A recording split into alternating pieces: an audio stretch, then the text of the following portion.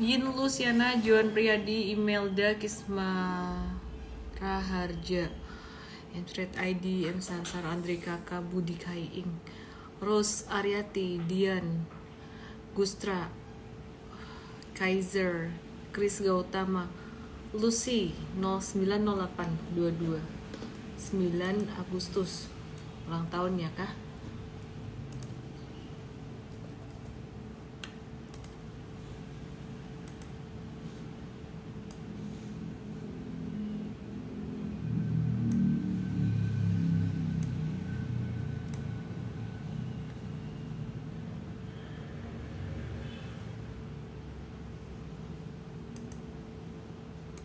Hai semuanya, apa kabar?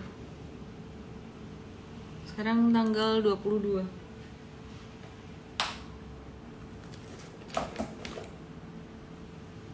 How are you everyone? Kita mulai ya.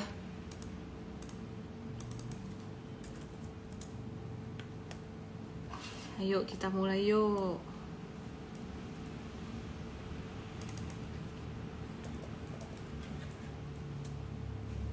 Halo Pak Teddy, Budi Setiawan, Hususien. Udah makan malam belum? Seru nih bahasanya setelah IDX Merona. Emang kenapa ya? Turunnya kenapa coba? Bentar ya, ini loh. Kenapa saya mesti ketendang terus dari ininya? Harus berurusan dengan login. Selamat malam semuanya. Hendra Gosalizo, Koko Hensam, wah, CC Gunawan S973, Susan Cucu, Gerat Ganadi, Anto, Fonrian, Hula Hup Yang Lala, Chandra.nl, Anton Gunardi.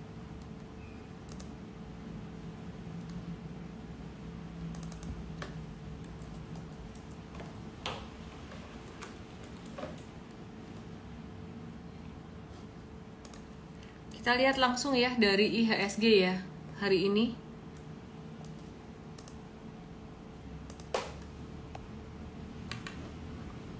Breakdown nih IHSG-nya. Turun sampai level 67-60-an jangka pendeknya. Terus dia bisa turun lagi sampai level 6685-an. Yang bikin turun sebenarnya apa sih, teman-teman? Selamat malam semuanya. Consumer perminyakan, oke, ntar ya, sabar ya. Yang bikin turun saham-saham big cap pastinya. Yang pertama dari sektor perbankan, kedua dari sektor teknologi. Biasanya yang gerakin itu aja sih.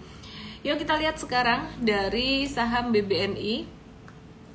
BBNI ini turunnya udah banyak banget. Kita lagi nge-watch BBNI, big caps, perusahaan bagus. Jatuhnya udah 1, 2, 3, 4, 5, 6, 7, 8 candle berturut-turut kena support dan potensial banget untuk buy on weakness atau buy on support.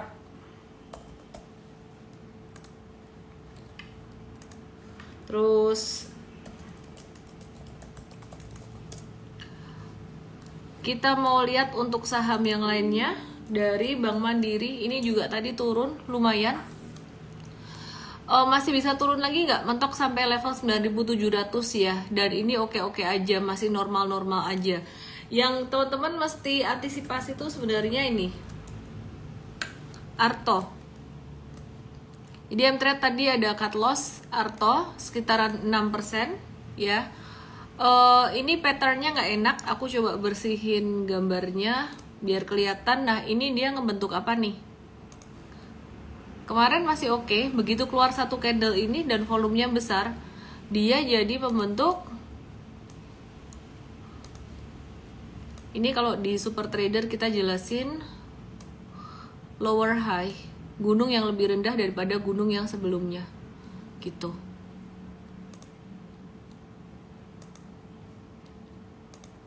Oke, terus kita coba mau kasih satu garisnya mana ya, hilang. Garis horizontal di mana? Garis horizontal kamu kok hilang? Di manakah dia? Trading view-nya, bentar ya. Hilang dia tombolnya.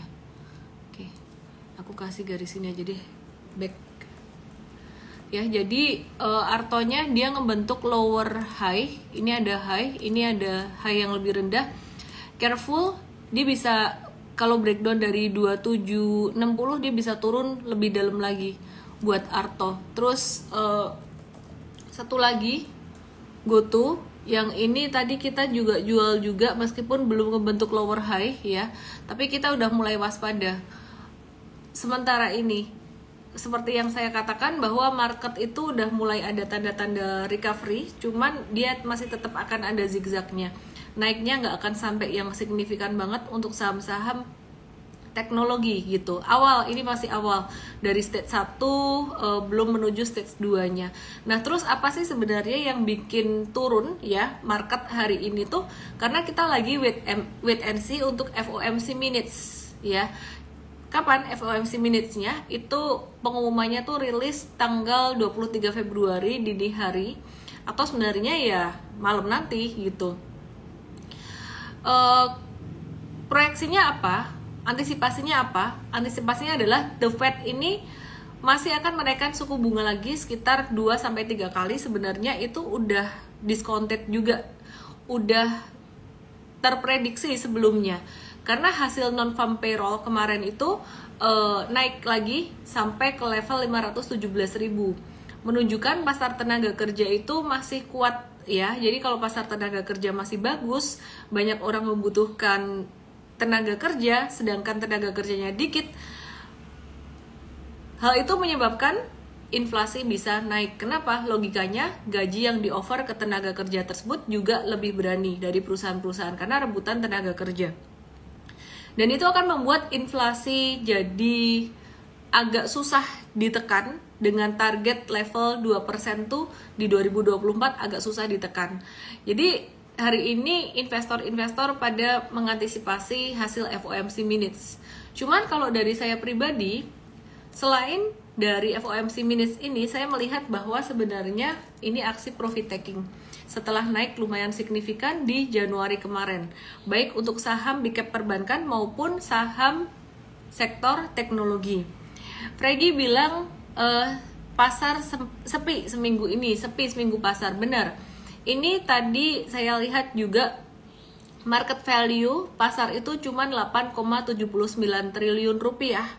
Tapi teman-teman, meskipun marketnya sepi, kita masih ngelihat ada potensi tanda-tanda reversal. Jadi tanda reversal pada stage 1 ini kadang-kadang memang nggak selalu signifikan. Beda kalau dia udah masuk ke stage 2.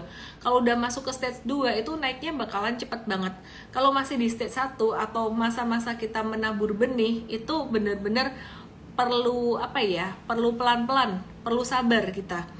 Kadang-kadang naik, kadang masih turun gitu. Tapi kita mesti perhatikan naiknya itu disertai volume atau enggak.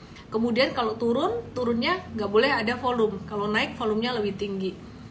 Nah, sebagai contoh, aku mau kasih lihat. Aku ganti sahamnya deh, kalau kebanyakan disebut nanti malah jadi nggak bagus. Biasanya jadi failed. Karena ngeganggu likuiditas. Aku ganti contoh ya, aku ganti contoh saham yang lain. Hari ini aku mau ngebahas sektor CPO. Jadi teman-teman, kalau nggak mau telat peluang untuk trading saham, terutama untuk saham jangka menengah, bukan scalping ya, jangka menengah dan jangka pendek atau swing trading, itu teman-teman join Mtrade, kita akan kasih tahu secara real time. Nah, ini aku mau kasih lihat teman-teman, tadi Mtrade ada masuk saham Aali. Saham Aali ini menarik, Astra Agro Lestari ya. Jadi kalau kayak gini nggak kelihatan patternnya. Pasar kobong, santai-santai kayak gini nggak kelihatan patternnya ya. Sekarang kita zoom out supaya dia kelihatan patternnya. Nah, begini baru kelihatan pattern. Perhatikan. Oke deh, ini baru kelihatan pattern, dia turun begini. Terus teman-teman perhatikan di sini. Ini downtrend, stage 4, di sini baru stage 1. Nah, Aali ini dia belum stage 2. Tapi di sini, ini udah mulai ada tanda-tanda. Ini yang aku perhatikan tadi teman-teman, yang aku sampaikan tadi. Meskipun marketnya turun, meskipun saham-saham tuh ada turunnya, turun naiknya tuh jangan diperhatikan secara harian, tapi perhatikanlah patternnya, pattern yang terjadi pada candle ini gimana. Ini kalau dilihat jurang-jurangnya atau UU-nya, huruf U di bawah ini kan lebih tinggi, dan dengan munculnya satu candle hijau ini menunjukkan bahwa dia akan membentuk satu higher low, ya, 1, 2, 3, 4, lebih tinggi, dan ini lebih tinggi lagi, 5 gitu. Anyway, jadi kita tadi masuk ke AALI untuk jangka pendek, untuk swing trading dan jangka menengah. Kusuma George nanya apakah LSIP akan sama seperti AALI. Jadi aku sebelum ke LSIP, aku mau review dulu apa yang kita bahas akhir-akhir ini adalah turnaround. Tanda turnaround itu secara teknikal semakin kelihatan jelas atau semakin kelihatan nyata gitu. Kalau tahun kemarin turnaroundnya masih failed, balik ke sideways lagi, turnaround failed, balik ke sideways. Sekarang turnaround tuh udah lumayan banget. Ditandai dengan saham sektor retail itu turnaroundnya berhasil dan dia masuk ke stage 2. Meskipun RAL sekarang udah mulai agak slow down, banyak yang udah mulai profit taking, itu sangat wajar sekali.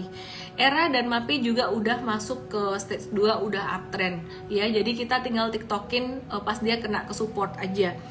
Terus kemudian yang udah berhasil keluar dari stage 1 menuju stage 2 adalah sektor consumer good. Itu macam-macam, banyak banget, baik dari yang big cap maupun small capsnya, kemudian dari sektor consumer good itu sendiri maupun dari rokok atau cigarettes. Nah, selain itu perbankan itu juga udah stage 2. Artinya apa teman-teman?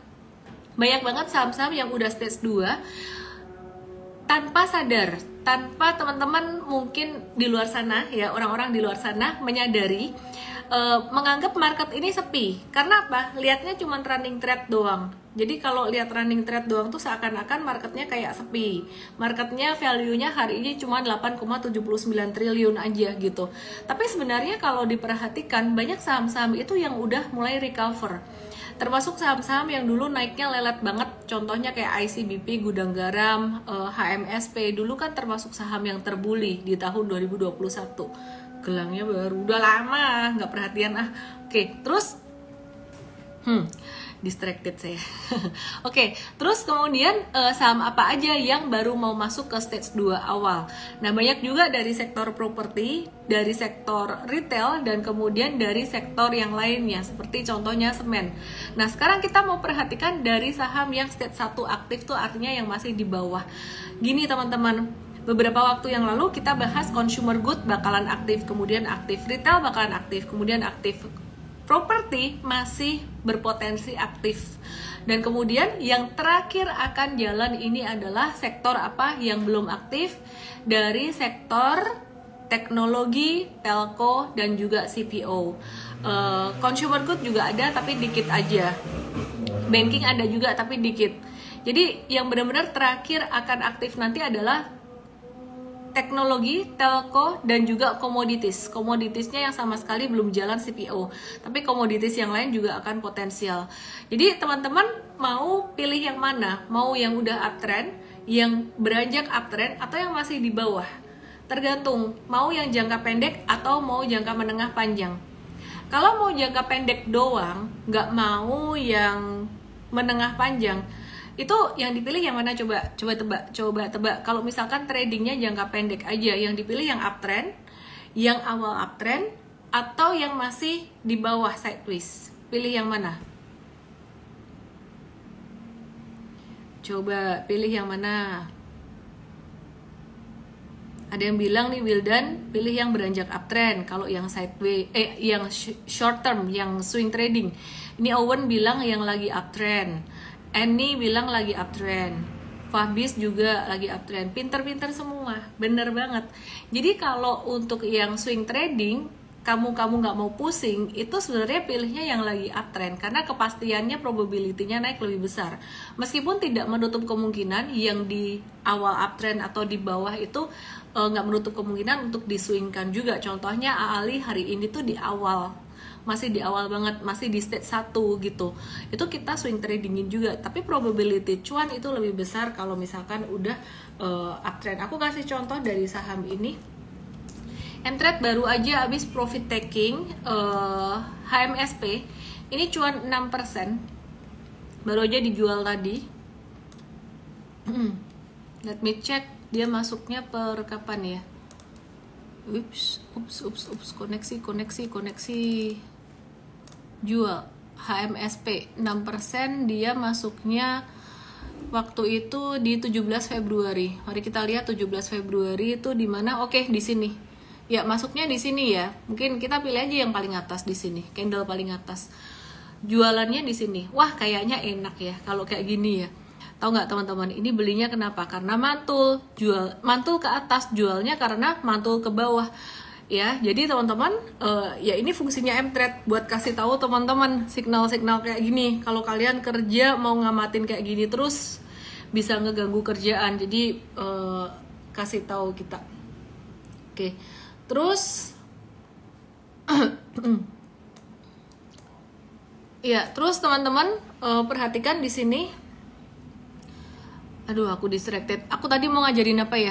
Oh ya, aku mau cerita tentang swing trading. Swing trading itu lebih gampang cuan kalau lagi posisi uptrend, lagi posisi stage 2, bukan di posisi yang stage 1 meskipun tidak menutup kemungkinan stage 1 ini. Jadi, cara tradingnya gimana? Cara tradingnya gampang aja. Ini kan udah uptrend, udah breakout ya. Terus dia turun, dia kena area support, dia turun, kena area support di sini, ini MA 200. Begitu keluar hijau atau tanda-tanda dia mau mantul, itu bisa buy. Jualnya kapan? Pas candle mengecil atau keluar merah. Sama juga di sini. Ini kita nggak akan beli pas dia naik. Jadi belinya pas turun, turun kena support ya, tapi kena supportnya tuh jadi dia naik banyak, dia turun dikit. Nah, kenapa probability naik lebih besar? Simpelnya sih sebenarnya kalau lagi masa-masa uptrend gini, ini teman-teman ukur aja, dia naik itu akan selalu lebih besar daripada turunnya. Sorry ya, ini kursor aku bandel, kebablasan terus dia, baterainya mau habis kali ini mouse-nya. Ya, jadi ini naik lebih banyak daripada turunnya. Sama juga, ini juga naik lebih banyak daripada turunnya gitu. Nah, ini dia naik, harapannya turunnya juga nggak banyak, sampai sekitaran level 1100 aja. Nanti kalau kena di area sini, ini kemungkinan MA-nya juga udah naik, dia biasanya nyenggol MA 20 gitu. Jadi bisa beli di MA 20 gitu. Nah, itu alasannya. Oh, beda stage sama Elliott Wave. Aku lebih pakai stage atau perubahan tren. Itu lebih gampang banget dibaca. Jadi perubahan tren itu kita kayak ngebaca GPS, bukan memprediksi. Jadi analisis teknikal tuh sebenarnya kita membaca, bukan menebak. Iya, semua sih menebak, tapi maksud saya tuh tebak-tebaknya tuh bukan kayak kalau Elliott Wave tuh gimana ya, menurut saya tuh cocokologi sih. Jadi dia naik ini wave ini, nanti ke depan ini akan wave apa. Kita nggak nebak-nebak kayak gitu, tapi kita membaca. Oke, aku kasih contoh aja, ini dijelasin di workshop Super Trader Sabtu nanti. Ada cuantastik yang ngebahas tentang basic super trader. Bisa ke mtrade.id/cuantastik dengan kode promo cuan 25. Dengan kode promo cuan 25. Anyway, teman-teman kalau mau ikut workshop super trader, ini ada infonya di kolom question ke ellendesme.com/super trader. Ini hari ini masih ada promo early bird 3 ya. Jadi early bird 3 besok investasinya naik 25 atau 26 Februari, saya lupa. Oke. Jadi ini aku mau kasih contoh Elliott Wave dan juga ngebaca tren itu bedanya gimana. Jadi gini. Ini tuh ngebaca tren. As simple as, ini salah satu caranya ya. Ini aku kasih tahu salah satu caranya. Cara ada beberapa. Ini yang paling simple banget. Ngebaca tren. Selama di atas garis merah ini, di atas moving average, artinya masih uptrend. Sesimpel ini. Begitu dia, misalkan nih garis merahnya naik terus kemudian candlenya turun. Aku coba gambar aja, aku coba lanjutin. Misal ini merahnya naik ya, tret gini. Terus seandainya dia turun candlenya, tret gini, dia berpotongan. Ini kan ngebaca. Melihat kondisi ini kan kita ngebaca. Jadi breakdown, patah tren, jual gitu. Nah, ini yang saya maksud dengan membaca bukan memprediksi. Tapi kalau Elliott Wave itu tebak-tebak kayak, oh ini wave ini, abis ini wave apa ya, wave ABC kayak gitu. Ya, saya sih nggak pakai, dan so far dari selama saya trading, ya oke-oke aja, cuan-cuan aja gitu. Loss ya ada, tapi tetap bisa dibatasin. Jadi nggak perlu sampai yang semua strategi kita pakai gitu. Sampai gila belajar strategi yang harus pakai semuanya. Oke, oh ya LSIP, tadi mau ngebahas LSIP jadi lupa deh. Kemarin kan, tadi kan kita udah bahas AALI ya. Sekarang saya mau bahas LSIP.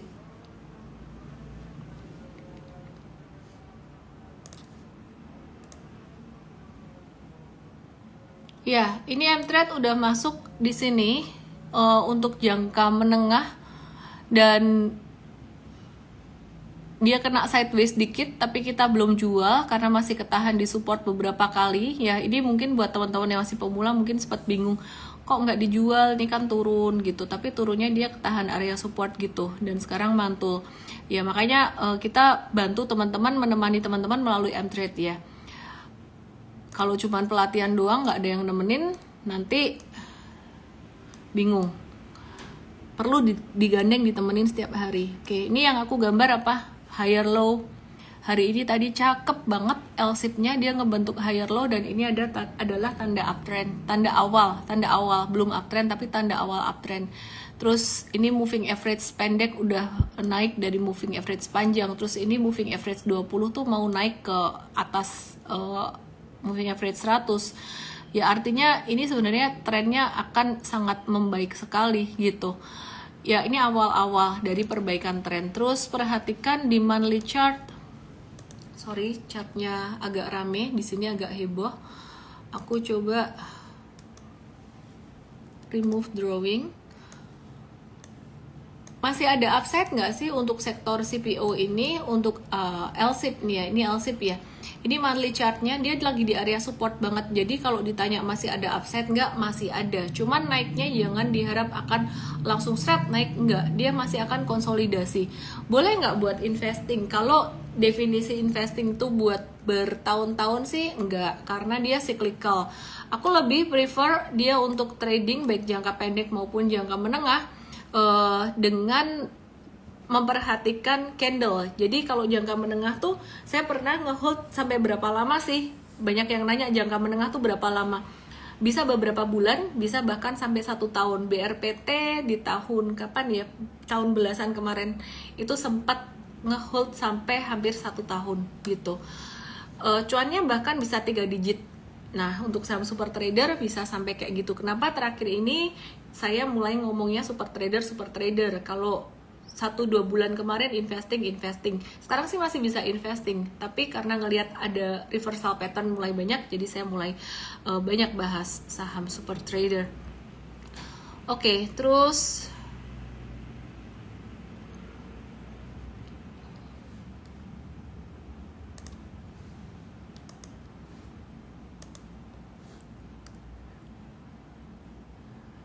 ajari. Ya ini diajarin. Ya ini diajarin kan.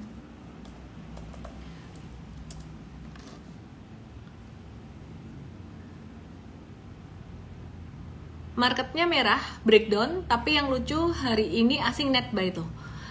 Asing net buy loh. Net buy-nya tuh sekitaran 31,22 miliar, kecil aja. Yang dibeli saham BRI 108 miliar, terus TLKM 67 miliar, dan GoTo meskipun dia turun itu net buy 29,9 miliar, Adaro 29,7 miliar, MDKA 26,3 miliar.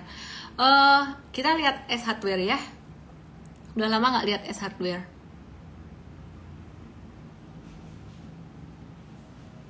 Ya, Gosco dibahas di morning briefing besok aja. Oke, ini S Hardware, dia turun, normal banget turunnya, dan ya oke-oke aja. Ini masih bagus nggak S Hardware? Masih oke. Ya, jadi aku mau highlight MA-nya aja, ini udah golden cross lagi. Jadi meskipun hari ini turun, selama turunnya itu masih di atas 505. Kenapa 505? Karena 505 di sini tuh ada satu low atau satu support. Jadi selama di atas 505 dia masih oke.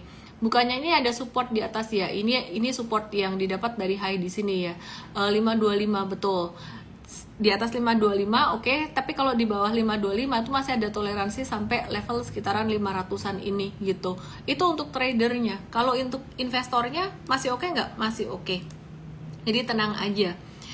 Definisi uptrend adalah membentuk higher high and higher low. Selama dia low-nya masih lebih tinggi dari sebelumnya, jadi masih oke. Sorry ya, kata-kata saya agak-agak teknis. Gudang garam. Pertanyaan Ayu Ijo, apakah jumlah retail investor dibandingkan jumlah institusi akan berpengaruh dengan perubahan tren atau sentimen TA? Aku kalau boleh jujur, aku lebih suka institusi yang berkuasa di market ini daripada retail. Maaf, bukan saya nggak pro retail, bukan begitu. Tapi retail ini kalau ngambil keputusan suka nggak ada pertimbangan yang logis gitu loh.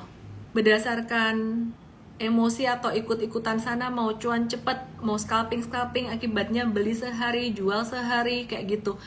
Yang saya rasakan di tahun 2020-2021 ketika retail itu lebih berjaya daripada institusi, marketnya tuh cenderung choppy banget, terutama 2021 setelah uptrendnya habis. 2020 mah institusinya masih banyak yang borong karena stimulus besar waktu itu ya, jadi semua pada optimis borong.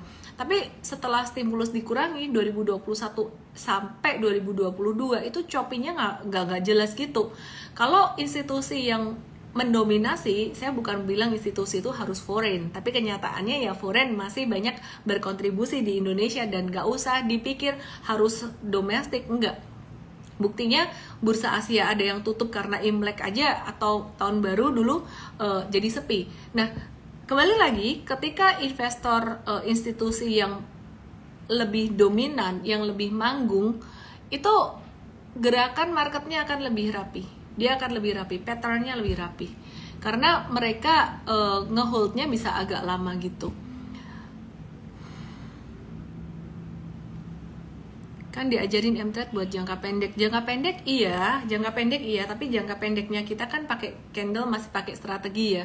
Bukan yang sekedar orang yang intraday, harus intraday beli jual. Di luar sana orang-orang maunya kayak gitu. Jadi setiap hari harus beli jual. Oke teman-teman, aku mau tambahin satu insight dikit yang tadi aku share dari morning briefing. Aku mau share, tiba-tiba aja aku keinget tadi pagi, karena banyak orang yang berpikir capek kerja, mau resign itu mau trading atau mau pokoknya mau enak-enak lah. Saran aku ya, sebaiknya kalau trading itu jangan full time trader, kecuali kamu memang udah bisa ngelola emosi, udah bisa ngelola pokoknya stop loss tuh udah nggak ada rasanya, udah nggak baper-baperan gitu. Kenapa? Karena semakin kamu nganggur, semakin kamu akan jadi kurang kerjaan, jadi kepengen buy sell terus.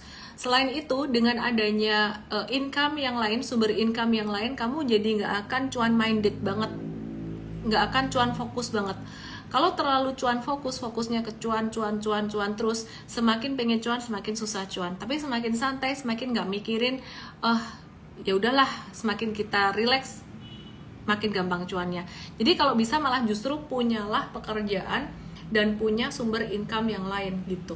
Oke, kita mau lihat untuk saham GGRM.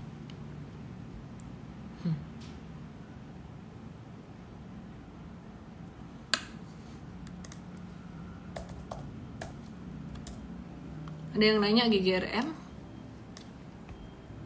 Kemarin GGRM-nya breakout kecil, tapi hari ini dia turun, cuman turunnya juga masih di atas level breakout kemarin dan volumenya kecil, jadi ya masih oke sih, masih oke. Nge-watch aja teman-teman. Masih oke tuh dalam arti kalau mau nge-hold. Terus Antonius Leo udah terlanjur jadi full time trader 5 tahun. Ya nggak apa-apa kalau misalkan bisa nge-handle emosi. Tapi maksud aku tuh kalau punya penghasilan lain, why not sih? Arto aku udah bahas, Arto tuh dia bikin lower high lagi, jadi ini beresiko. Tadi kita cut loss tuh. Aku mau cerita dikit yang hari ini bikin turun, salah satunya adalah Kalbe Pharma. Ini turunnya, wow, luar biasa sih, banyak banget. Cuman nih aku tarik satu garis lagi supportnya di sini. Ini breakdown support dikit. buat Kalbe Farmanya, Mtrade ada modal ada rekomendasi Kalbe Farma ini untuk jangka panjang waktu itu di 1390. Belinya 8 Oktober 2021 sekitaran itu sih. Jadi aku zoom out ya saking nggak kelihatannya. Ini aku kasih tahu masuk di situ kenapa. Bentar. 8 Oktober 2021. Di sini. Twing. Oke. Aku perjelas ya. Ini 8 Oktober 2021. Pertimbangannya waktu itu fundamental, meskipun valuasinya udah agak-agak mahal, tapi meskipun fundamental, technical tuh kita juga pakai untuk investasi jangka panjang. Triggernya di sini. Simple banget, higher low. Jadi technical yang kita pakai tuh simple. Jadi di workshop Super Trader tuh kita lebih belajarnya bukan cuman soal technical aja, tapi strategi tradingnya. Kalau kondisi begini bagaimana, kondisi gitu gimana. Oke, kita lihat buat Kalbe Farma. Nah, Kalbe Farma ini kalau turunnya signifikan ya wajar, dia naiknya udah lumayan tinggi juga. Cuman ini nge-breakdown breakout yang terakhir. Ya, ini kita coba cek rekomendasi trade. Oke, ya ini cuannya 55%. Ya, meskipun ada cut loss Arto dan GoTo tadi hari ini sekitaran 7%. Menjelang laporan SPT tahunan Kunwijay 23, kasih tips dong seputar laporan investasi saham di SPT tahunan. Apakah benar dividen nggak kena PPh? Aku jujur untuk perpajakan ini aku nggak terlalu sampai menguasai gimana ya kan. Lembut atau lemes sih suaranya, tahu aja sih, sensitif banget ya ini followerku ya. Aku lapar belum makan. Kunwijay 23. Dividen mungkin nanti kita bikinin pelatihan khusus ya. Ya jadi dividen nggak kena pajak. Dividen itu nggak kena pajak kalau diinvestasikan lagi gitu. Jadi aku sengaja sih memang dividen tuh aku investasikan lagi. Ada yang diinvestasikan di FR fixed rate, ada yang diinvestasikan di saham juga, dan itu mesti dilaporkan. Arto masih fase turun ya, iya. Jadi lebih turun lagi. Oke, sektor properti kita akan cek untuk BSDE.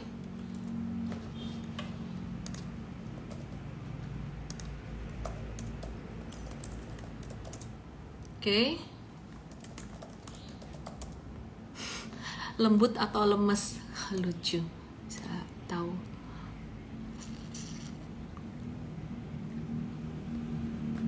Masih oke-oke aja BSDE, belum breakdown juga sih. Jadi tadi yang bikin turun, yang bikin breakdown tuh memang saham yang udah naiknya ketinggian kayak Kalbe Farma. Terus saham yang sensitif sama suku bunga seperti contohnya saham perbankan dan juga teknologi. Teknologi sangat sensitif sekali. Mari kita invite Coach Afif. Di manakah Coach Afif? Enggak, ini apa? Ramen buat masak. Halo, Miss Ellen.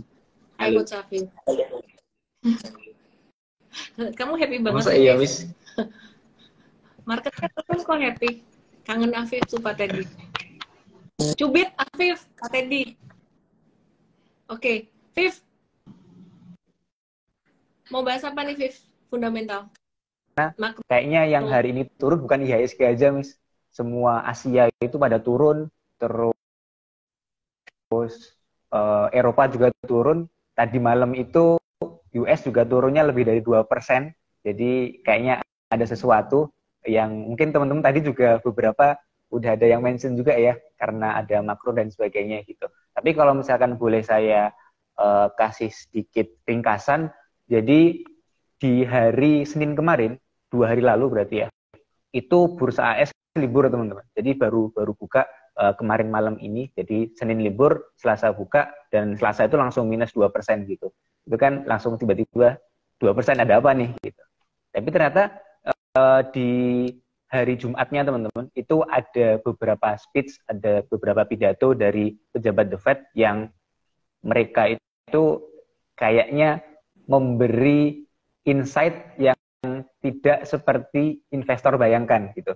kita kan membayangkan itu suku bunga AS itu akan mulai melandai ya. Jadi mungkin naik 2-3 kali sekitar 25 basis poin, terus suku bunganya melandai gitu. Itu ekspektasi kita yang selama ini kita gambarkan gitu. Tapi ternyata kemarin itu beberapa pejabat The Fed bilang kalau kayaknya perlu nih suku bunga AS itu naik sampai 50 basis poin lagi gitu. Itu yang di beberapa hari ini investor global itu mulai price in gitu, mulai ini jangan-jangan mau naik lagi. Meskipun ini bukan sebuah kepastian ya, karena setiap minggu, hampir setiap bulan itu setiap pejabat The Fed itu pasti memberikan komentar. Gitu. Jadi ya saya rasa komentar-komentar seperti itu sesuatu yang biasa, tapi harus kita waspadai. Gitu. Karena kalau misalkan ternyata jadi naik 50 basis poin seperti yang dibilang oleh pejabat The Fed, ya mungkin itu akan jadi risiko juga buat bursa global dan juga mungkin bursa Indonesia. Tapi memang ada sedikit perbedaan ya. Jadi ketika suku bunga AS itu naik, nggak serta-merta Indonesia itu dampaknya signifikan gitu. Karena ada gate, ada gerbang yang namanya suku bunga BI gitu. Jadi kita di Indonesia ya lihatnya lebih suku bunga BI gitu. Yang BI kemarin udah bilang ya, kayaknya kenaikan suku bunga Bank Indonesia itu udah ya mulai terbatas lah gitu. BI kayaknya nggak akan naikin lagi. Tapi ya yang perlu kita perhatikan sebetulnya ada dua. Jadi mungkin biar teman-teman juga ngeh ya, kedepannya BI itu akan seperti apa. Jadi BI itu naikin suku bunga, itu ada dua faktor teman-teman. Yang buat BI naikin suku bunga atau nurunin atau mungkin hold suku bunganya. Satu adalah inflasi. Inflasinya BI itu targetnya ada range. Jadi targetnya itu 2-4% teman-teman. Jadi selama dalam range itu aman. Dan sekarang inflasi inti kita tuh di 3%. Jadi di tengah-tengah lah. Jadi aman. Kalau misalkan inflasi kita masih naik 1%, itu masih aman. Mau turun 1% juga itu masih aman. Gitu. Itu inflasi. Jadi inflasinya saya rasa aman. Yang jadi masalah adalah faktor satu lagi itu nilai tukar rupiah. Ini yang mungkin agak kita waspadai. Karena BI itu suku bunganya juga bisa mempengaruhi nilai tukar rupiah. Kalau misalkan The Fed itu naikin suku bunga, kemudian dolarnya naik, itu biasanya rupiah kita turun. Nah ini yang mungkin akan mulai waspada gitu. Karena kalau teman-teman lihat rupiah beberapa hari ini ya, itu mulai mendekati 15.200 lagi. Mungkin kalau sudah di atas 15.300 itu mulai kita agak mulai ya reanalisis lagi lah di mana BI ke depannya gitu. Tapi saya rasa dengan kondisi ekonomi Indonesia yang baik, malah ketika ISG turun ini jadi kesempatan buat teman-teman untuk koleksi saham-saham yang memang fundamentalnya bagus. Karena saya yakin tahun ini itu Indonesia masih bisa mencatatkan untuk pertumbuhan ekonomi sekitar 5% lah ya. Itu jauh di atas ekonomi global yang mungkin tumbuh cuma 2, nggak sampai 3%. Mungkin itu yang bisa saya update nih. Oke. Ini Eli HTG Januari bayang cuan, Februari Meloni ya iyalah saham masa ya disuruh begini terus gitu loh. Kan ada yang naik, ada yang turun, ada yang belum naik, baru mulai naik. Kalau saya sih ngelihatnya nggak terlalu ngelihat sentimen gimana ya. Teknikal itu penting banget. Contoh, meskipun hari ini turun banyak, ada loh yang mulai beranjak. Kalau bahasa Coach Jose itu muntuk-muntuk naik sektor CPO tadi gitu. Jadi tetap kita ngelihatnya tuh perubahan tren atau perubahan stage-nya. Sekali lagi, jangan cuma ngelihat hari per hari. Hari ini turun, mellow, gloomy. Kecuali kayak saya nih belum makan, jadi agak lemes dikit, jadi tolong dimaafkan. Tapi kalau misalkan hari ini turun, bukan berarti terus jadi jelek gitu. IHSG breakdown boleh breakdown, tapi ada saham-saham yang memang dia lagi mau recover karena udah saking murahnya. Tadi udah dibahas untuk